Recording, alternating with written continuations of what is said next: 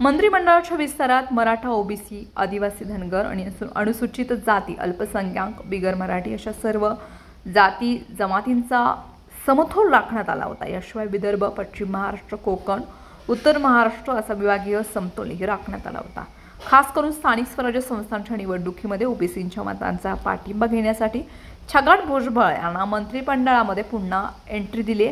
अशातच महाराष्ट्रामधील सोलापूरसह 15 जिल्ह्यांना मंत्रिमंडळामध्ये स्थान हे नाही आणि मंत्रिमंडळ नियुक्त्यांमध्ये प्रादेशिक संतुलन नसल्याने संबंधित जिल्ह्याच्या विकासाचा खोब असल्याचे सिद्ध होत आहे। दरम्यान महाराष्ट्रामधील विविध प्रदेशांमध्ये लक्षणीय भौगोलिक आणि आर्थिक विविधता आहे। मंत्रिमंडळ नियुक्त्यांमध्ये प्रादेशिक संतुलन नसल्यास काही क्षेत्रांना विकासाचा लाभ हा मिळू शकतो, तर काही क्षेत्र हे दुर्लक्षित राहतात।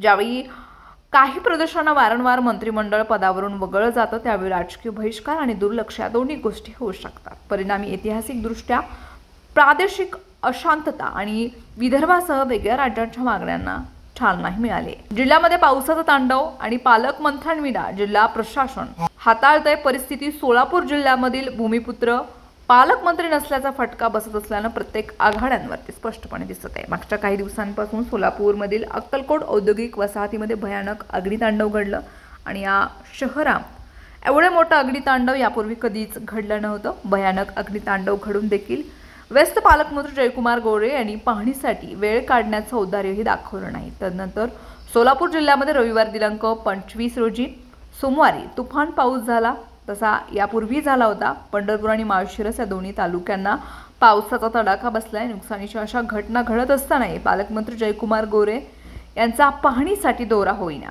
त्यांच्याकडून काहीच दिलासा मिळेना। पालकमंत्र्यांशिवाय महापालिका आणि जिल्हा प्रशासन आलेल्या संकटांना सामोरं जात असल्याची वस्तुस्थिती असल्याचं मानलं जात आहे।